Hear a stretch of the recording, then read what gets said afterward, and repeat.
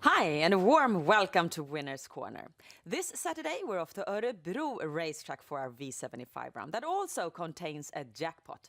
A single winner could cash in 4.2 million euros. And on top of that, this Saturday also marks the start of the V75 World Cup. It's a competition we all can join in. And Mike, are you going to participate? Yes, of course. I've already registered. And the coming 6 weeks, my system here on Winner's Corner will be exactly 192 combinations. That's what's required to be part of the competition. And keep in mind that you international guests, you have a special division, and one of you is guaranteed, the best one of you is guaranteed to go to the final here in Sweden.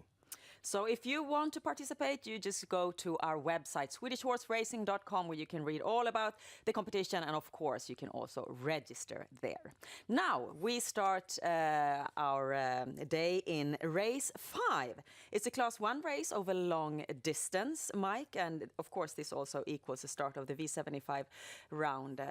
How do you want to start off the day? Well, first off, it's important to note that it's a circular start here. And I think that means number 6, Mac Dragon, will go to the lead very comfortably. After that, he'll slow the pace down, and that will mean number 10, JS Apollo, will get the chance to go forward early on. Very aggressive style driver there. I've talked bad about him before because he's inexperienced, but I got to accept the fact he's got phenomenal results with this horse here. Last time the horse was out in a final, he was parked first over through the trip, and I must say I was quite impressed by his performance there. With a repeat performance here, I feel he moves down in class a little bit compared to last time. I think he has a chance to be in the top 3 from the outside position. He may get it too much a difficult a trip to win it, but definitely in the top 3. So a nice show bet there in race 5. And we move on to race 6, which is 15 mares over full distance that are going to battle it out. What do you suggest for us here? Well, here I feel that the most experienced horses seem to be quite overlooked this week. Number 15, Annabelle Dimanche, for instance, comes with increasing form, came back last time after a couple of months away, was out in the Swedish Championship for mares, so that was the absolute toughest competition possible, and she finished very strong there once she got the opening.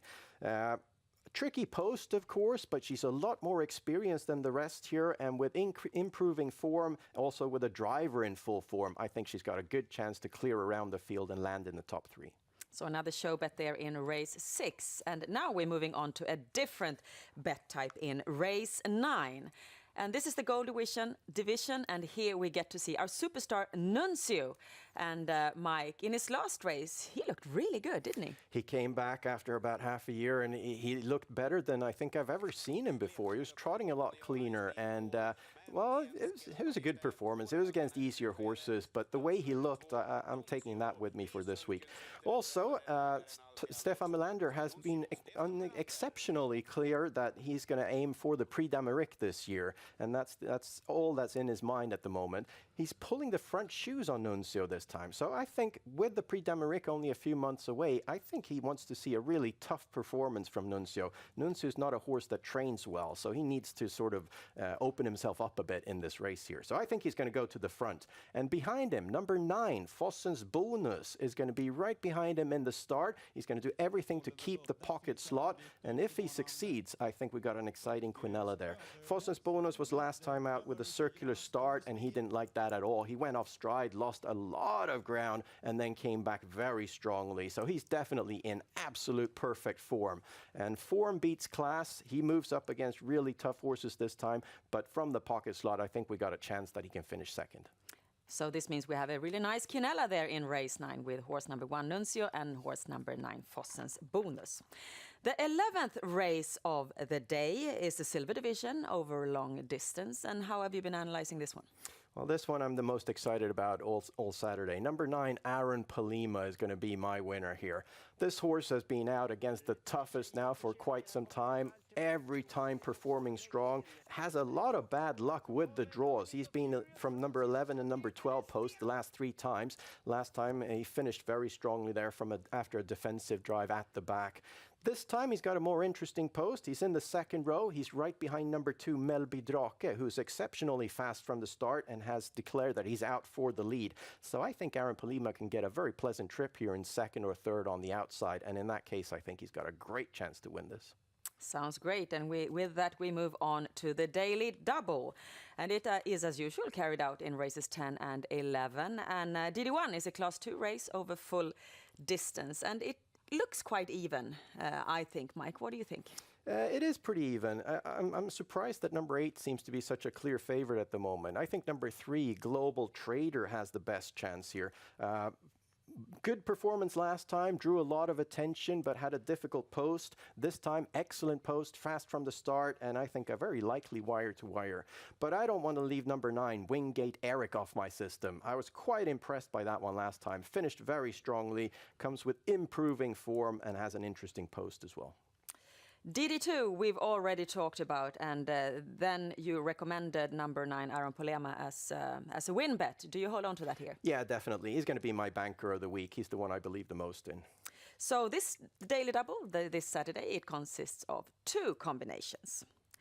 Now, let's talk about the V75 Jackpot round. As usual, it is that we have to find the 7 winners in 7 consecutive races. And this Saturday, we'll be rewarded more than usual if we can find these 7 winners. Let's check out your V75 solution, Mike. We can see that we have 3 bankers, and we've talked about 2 of them. That is number 1 Nuncio in the 5th leg and number 9 Aaron Palema in the last leg. What do you want to say about MT Joinville, number 7 in the 3rd leg? Incredible performance last time, has exceptional results with Jorma Kontio and is improving with every race. So he has no chance to reach the lead here, but I think he can win this from the outside. V75 4 is the biggest race of the year for 2-year-old horses, Mike. Over 500,000 Swedish crowns to the winner. What can you tell us about this race? You mark a few horses. Yeah, it's always very difficult with these young horses. There tend to be a lot of breaks in this race. But number 1, Felicity Shagwell, has been very impressive and will go off as the favorite. But number 2 is trained by Svante Båth, and he has exceptional results with young horses. So that one's quite interesting.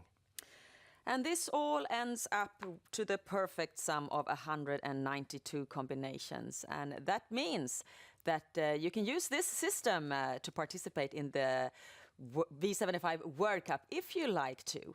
Of course, you find all the additional information about Swedish trotting and horse betting at our website, swedishhorseracing.com, and there you also find all the information about the competition V75 World Cup. Now, we wish you the best of luck with your bets to Örebro racetrack this Saturday. Bye-bye.